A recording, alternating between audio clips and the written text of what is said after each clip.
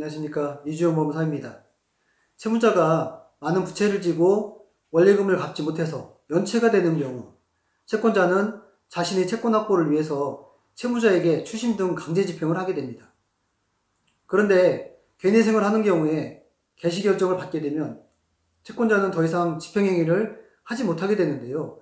그 전이라도 이런 효과를 얻을 수 있는 금지명령 제도가 있습니다.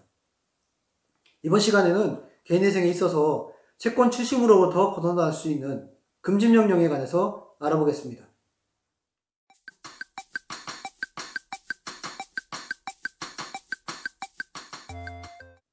금지명령이 중요한 이유는 무엇일까요?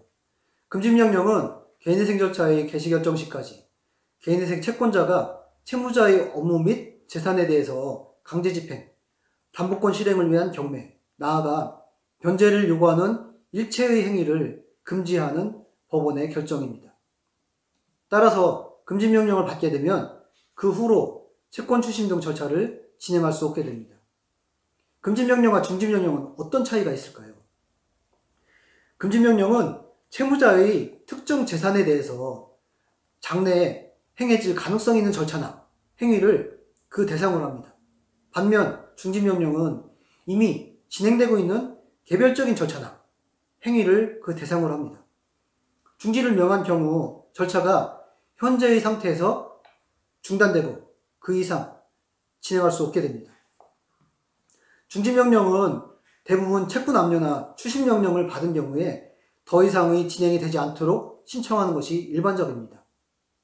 금지명령은 개인회생 신청과 동시에 제출하는 경우가 대부분인데요. 신청한 후 2, 3주면 결정을 하고 송달을 받게 됩니다. 다만 필요한 서류나 자격 요건 등의 차이가 있기에 법원마다 또는 개별 사안에 따라서 차이가 발생하기도 합니다. 금지명령에는 어떤 내용이 담기게 될까요? 금지명령에는 개인회생 사건과 관련해서 개인회생 절차의 개시 신청에 대한 결정이 있을 때까지 개인회생 채권자가 채무자 소유의 유체동산이나 채무자가 매월 지급받을 급료, 수당, 상여금, 퇴직금에 대해서 강제집행이나 가압류, 가처분 절차 또는 이러한 행위를 금지하게 됩니다.